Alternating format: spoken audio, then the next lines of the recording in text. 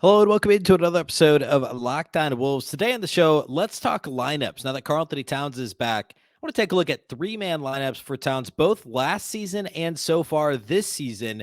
How might head coach Chris Finch manipulate his lineups to try and keep some of his best players, Towns, Rudy Gobert, and also Naz Reid on the floor at the same time? I also want to preview Sunday's Wolves-Warriors matchup. It's a big one in the Western Conference playoff race. It's all upcoming on the show. Welcome in. You are Locked On Wolves. You are Locked On Timberwolves, your daily Minnesota Timberwolves podcast. Part of the Locked On Podcast Network. Your team every day.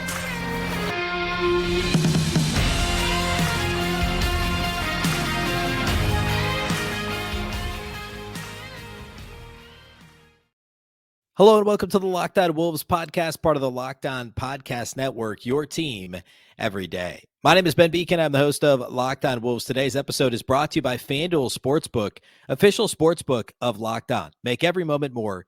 Visit FanDuel.com/LockedOn today to get started.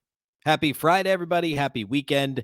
Timberwolves don't play till Sunday, but we've got a packed show today talking Towns, lineups, Naz, Rudy Gobert. How does Finch get all these guys on the floor at the same time? And who else should they be playing with based on the lineup data? And then also previewing Wolves Warriors, a massive game on Sunday. It's all coming on the show today. First, a big thank you for making Locked On Wolves your first listen every single day. Locked On Wolves is free and available everywhere.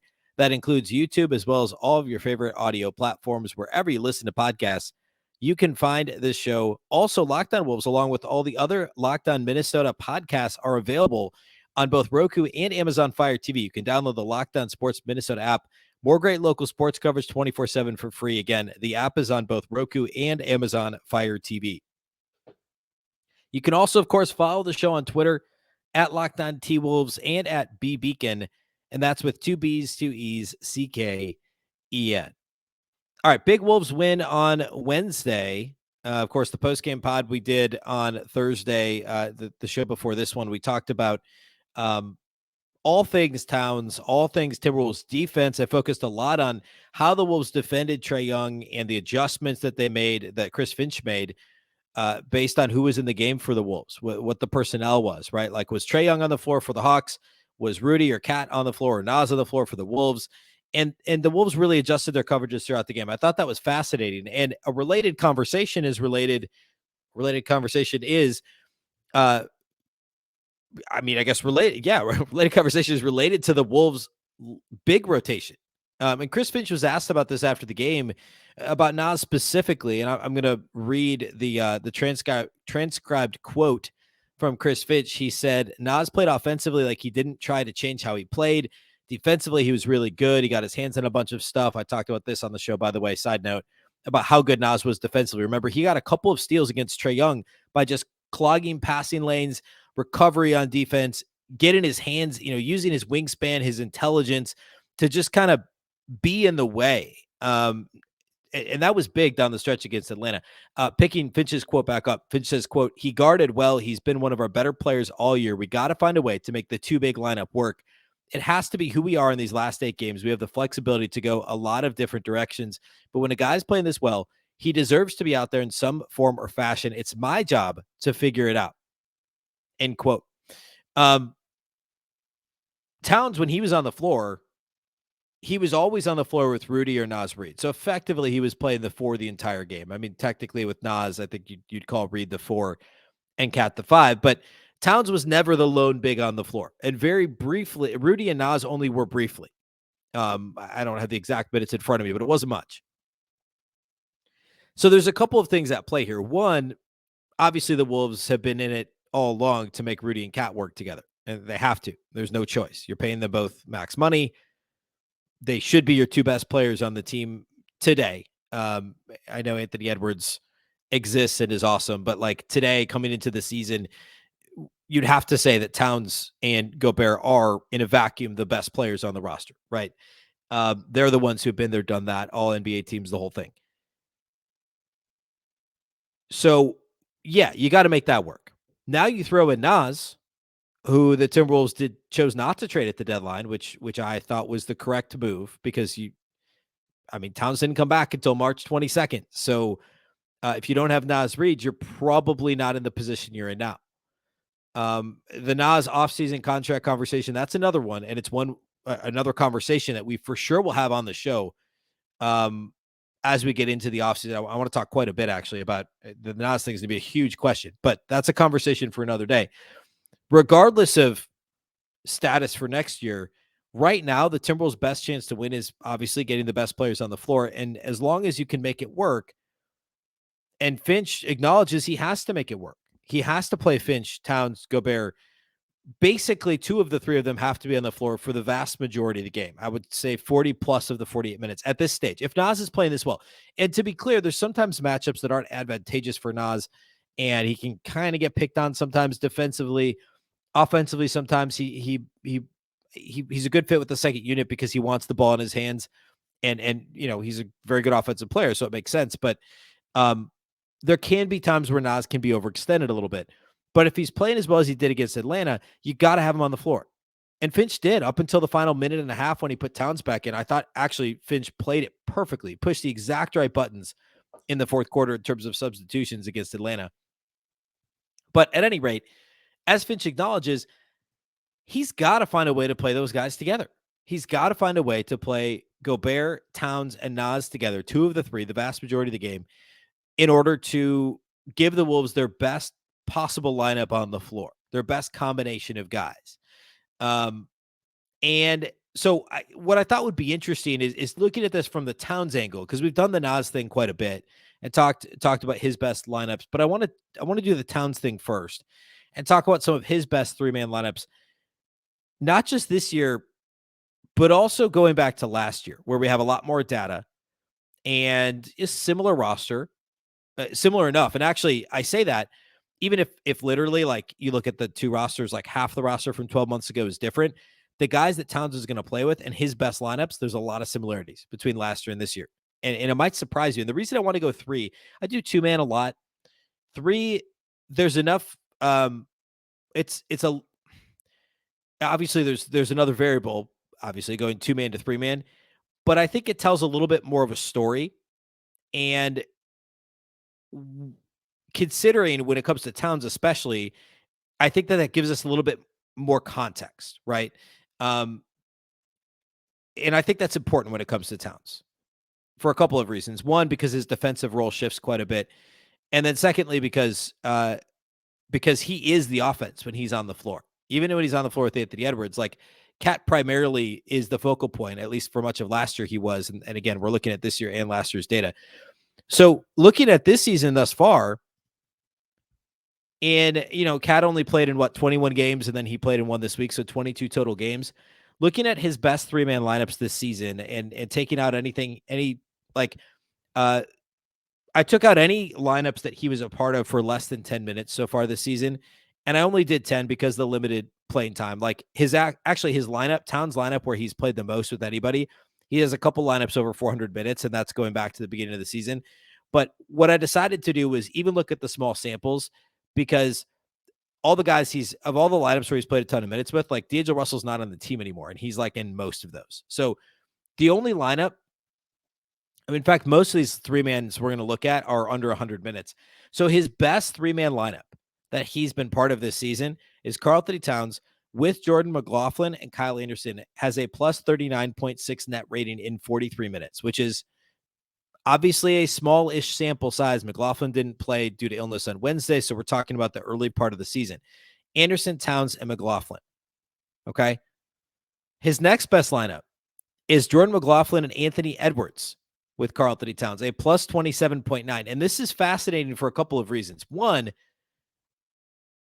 Towns only has one other lineup in his top 20 that includes Anthony Edwards, and that's with Towns, Jalen Noel, and Anthony Edwards, is a plus 10.1 net rating. His only other three-man that includes Edwards is Towns, McLaughlin, and Edwards, a plus 27.9. Pretty interesting. And again, I'm talking about not minutes-wise, but his best lineups in terms of net rating. Only two of the top 20 include Anthony Edwards and Karl-Anthony Towns. Two of Towns' top 20 lineups, to be very, very clear. So I thought that was pretty fascinating. His third best lineup is with McLaughlin again. So his top three are Jordan McLaughlin and Karl-Anthony Towns. The first one was with Kyle Anderson. The second one with Anthony Edwards. The third one is with Jaylen Nowell, a plus 26.7. Now hold that thought. I want to get back to Jaylen Nowell and Karl-Anthony Towns. Talked about this a little bit in the offseason. If you're a long-time listener to the show, you know that I spent some time this offseason talking about Noel's potential in the offense this year. I've been a little bit off base because he started out hot and had such a terrible stretch, and now he's been hurt. But the Towns-Noel chemistry and synergy, really, I think is very real. So I want to talk a little more about that and then compare these lineups to last season's Towns three-man lineups. And then we'll close the show here today with a look at the Golden State Warriors matchup Sunday in what's just a huge matchup when it comes to the Western Conference playoffs. We're going to do that here next. Today's episode of Locked On Wolves is brought to us by our friends at Nissan. Nissan's most electric player of the week is brought to you by the all-new, all-electric 2023 Nissan Ariya. The player of the week is absolutely Karl-Anthony Towns, coming back after a 52-game absence, scoring 22 points, 4 rebounds, a couple of assists, game-tying and go-ahead free throws in the final seconds to beat the Atlanta Hawks. Absolutely, brilliantly fierce. Karl-Anthony Towns was on Wednesday, stunningly powerful in the post. He actually posted up a lot more than we saw earlier this season. It was elegantly powerful in the post. And the best way to describe both Karl-Anthony Towns and the atmosphere in Target Center when Towns both made his return at the start of the game and then at the end of the game when Towns was pumping up the crowd, making game-saving plays, hitting the game-tying and go-ahead free throws was absolutely electric, just like the 2023 Nissan Ariya. The 2023 Nissan Ariya packs pin you to your seat power and premium intelligence all in one EV, the all-new, all-electric 2023 Nissan Ariya, the EV for people who love to drive. Shop now at nissanusa.com.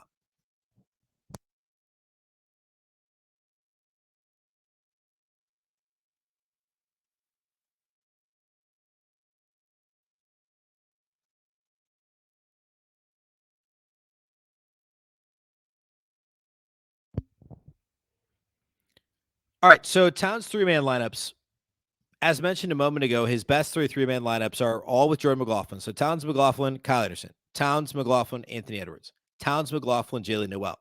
Let's look at last year's. Karl-Anthony Towns' best three-man lineup last season, Towns, McLaughlin, Jaylen Nowell. This season, in 56 minutes, it's a plus 26.7. Last season, and this is crazy, in 102 minutes, 26.7.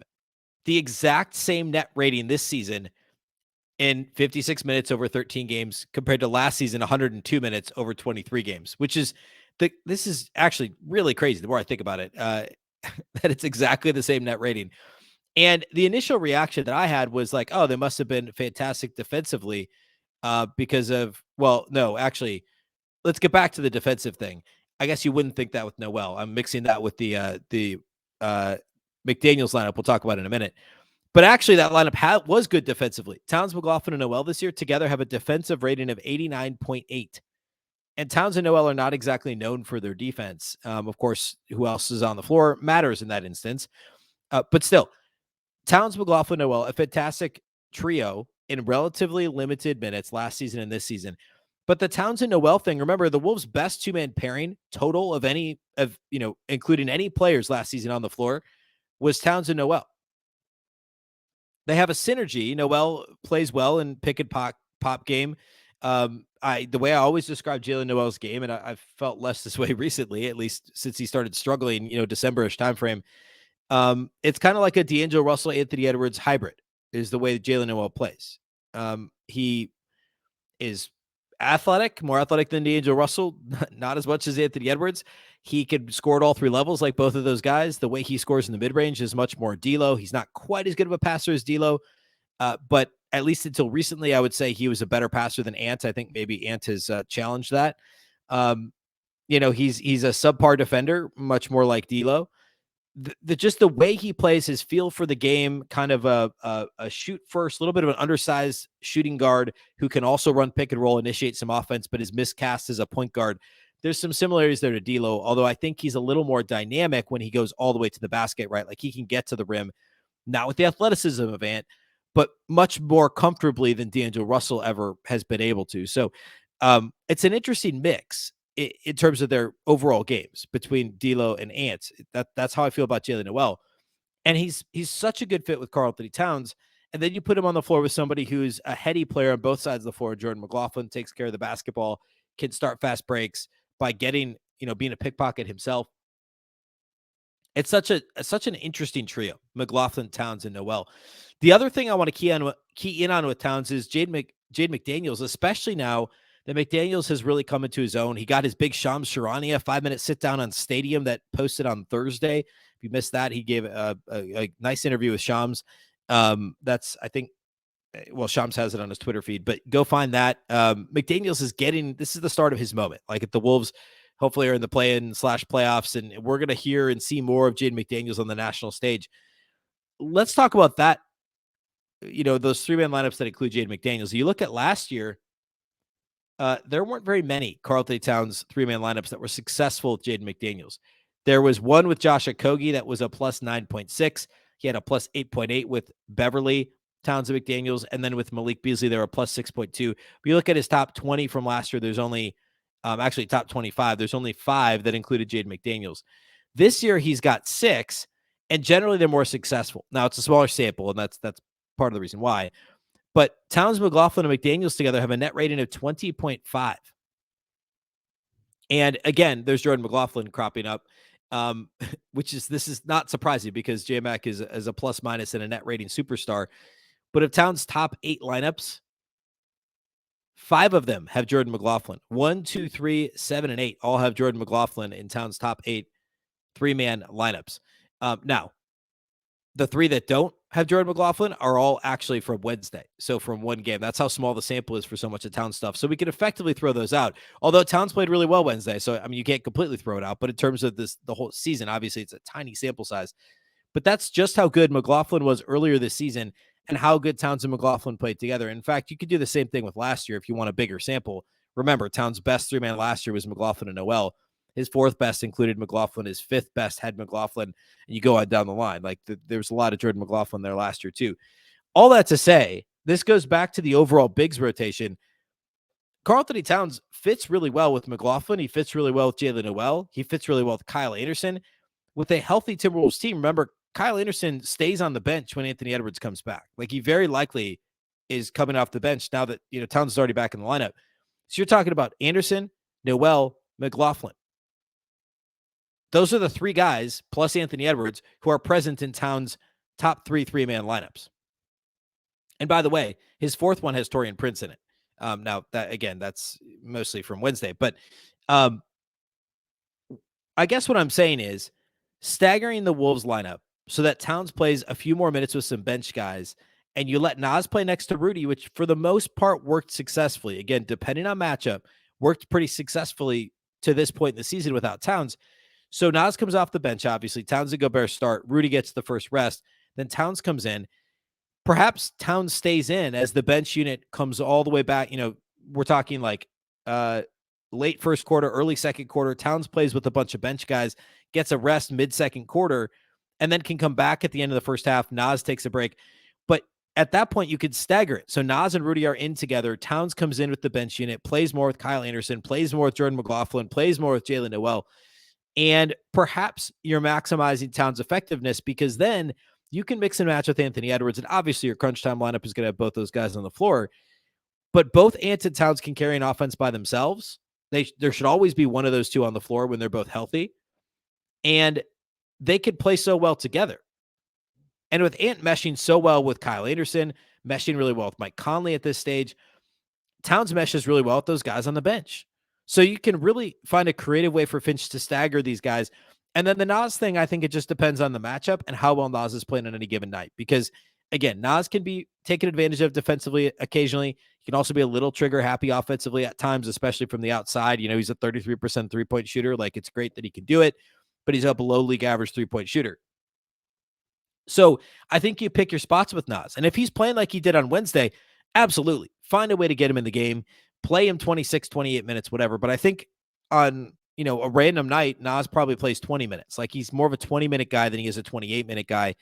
And you just find a way to kind of tier those minutes so that Towns is on the floor with those bench players that he's so successful playing alongside. it's an inenviable task that Chris Finch has to try and figure this out. But like we're seeing a Timberwolves team that has improved in a number of areas recently, like their 3-point shooting's gotten better, and this is probably a topic for another day, but 3-point percentage has improved.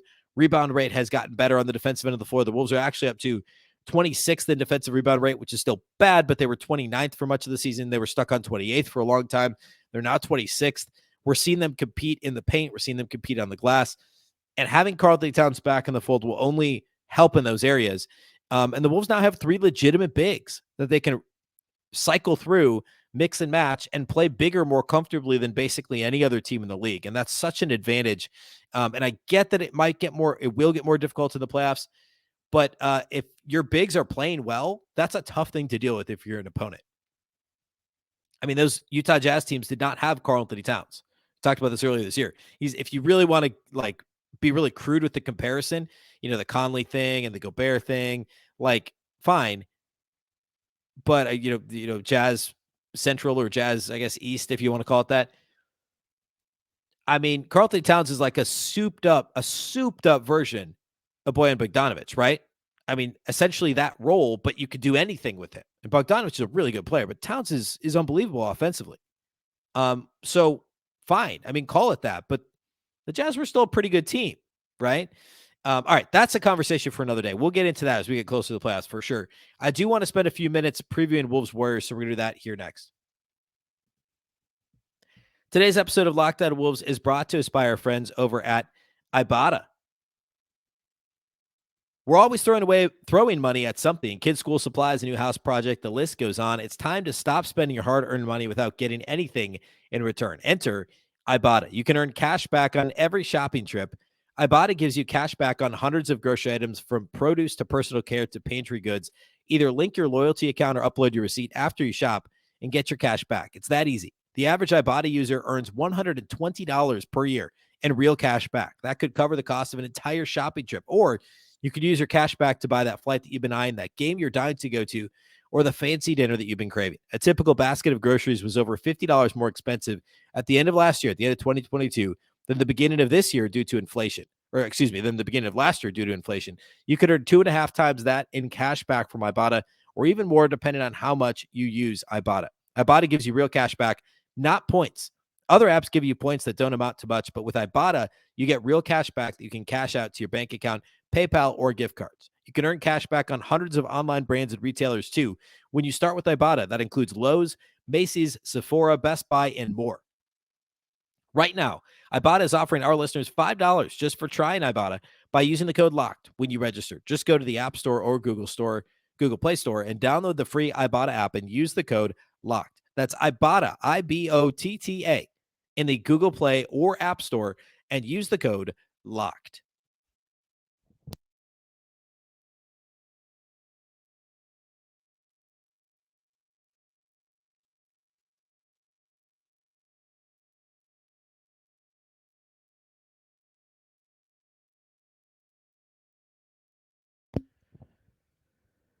All right, the Timberwolves are now in the midst of a nice 3-day break. And remember, they played more games still than basically any team in the league. Actually, I think 2 more games at Golden State after play, or 2 more games in Dallas after play on Wednesday.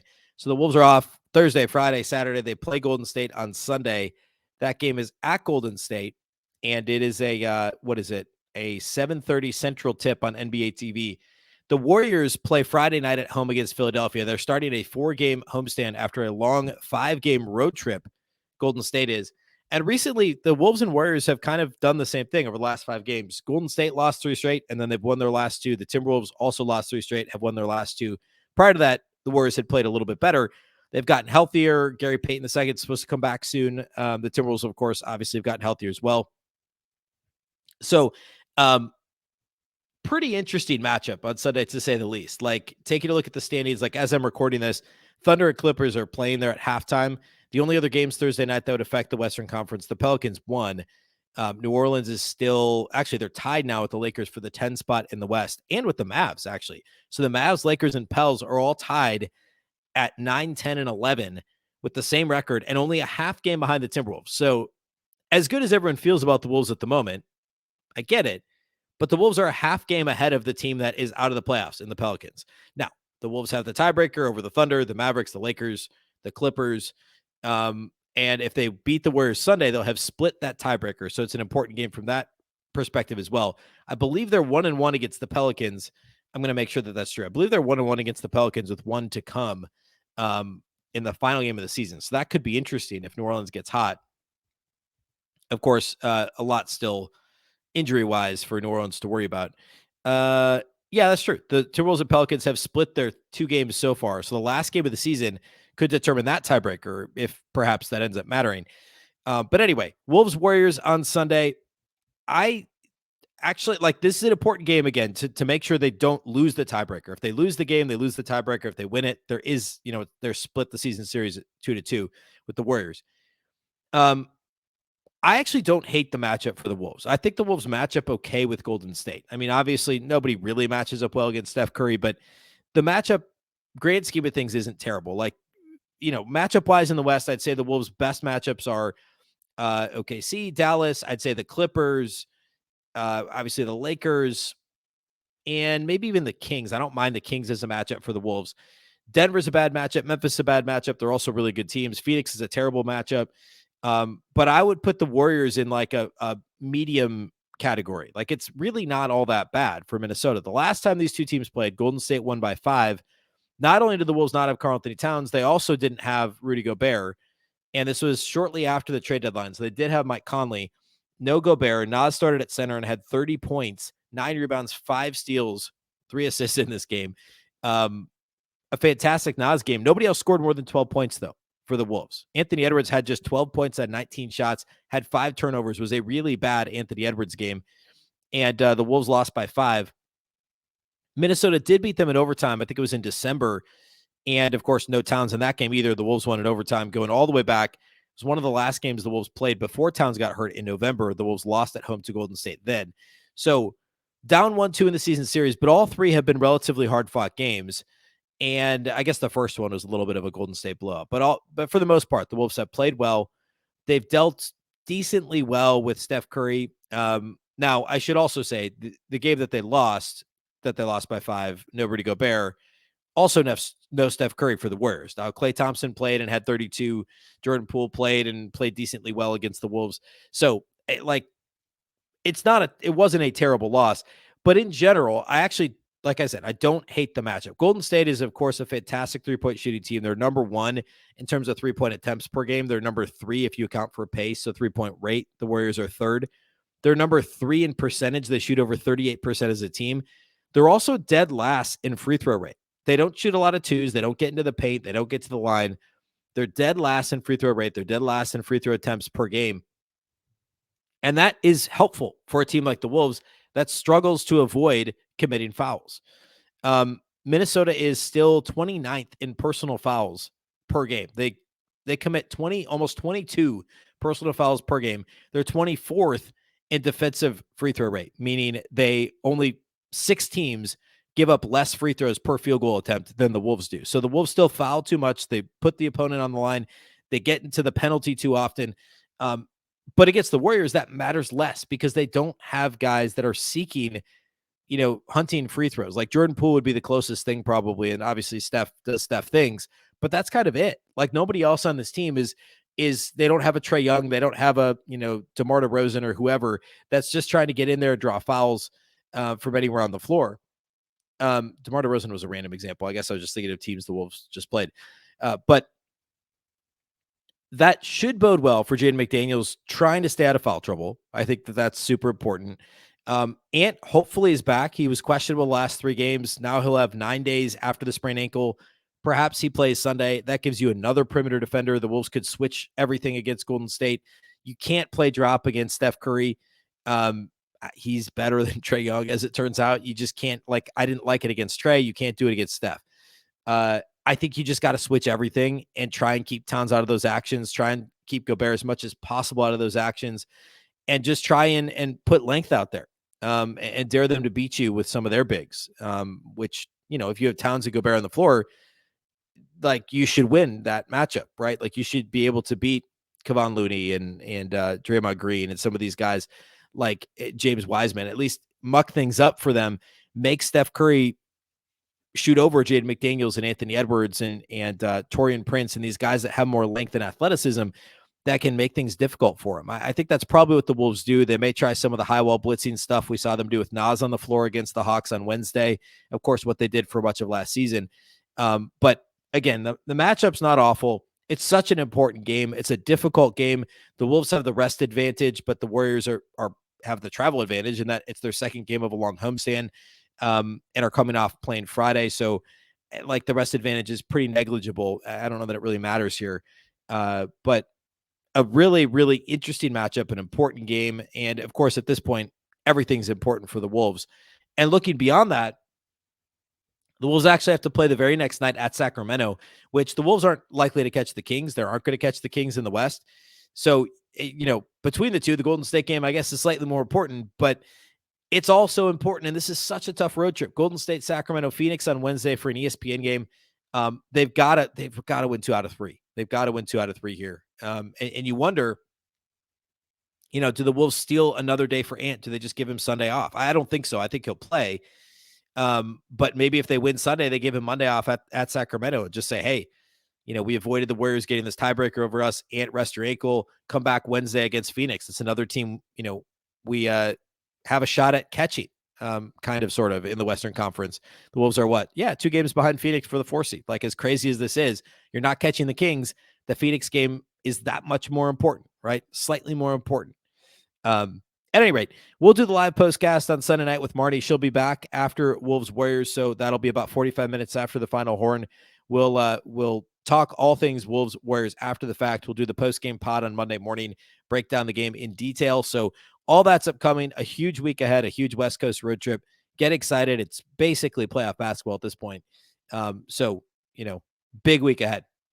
A big thank you to those that do make Locked On Wolves your first listen each and every day. It's greatly appreciated. Of course, this show is free and available everywhere, including YouTube and also all of your favorite audio platforms. Wherever you listen to podcasts, you can find this show. You can also watch on the Locked On Sports Minnesota app on both Roku and Amazon Fire TV. You can follow on Twitter at Locked On T-Wolves and at Beecken with 2 B's, 2 E's, CKEN. Of course, the Locked On Wolves podcast is part of the Locked On Podcast Network. Remember, the Locked On Network is your local experts on all the biggest stories. Now you can make your second listen the Game to Game NBA podcast every moment, every top performance, and every result. Locked On Game to Game covers every game from across the NBA with local analysis that only Locked On can deliver. Follow Game to Game on Locked On NBA, available on the Odyssey app, YouTube, and wherever you get your podcasts. Once again, I'm Ben Beecken. This is the Locked On Wolves podcast, and we'll catch you next time.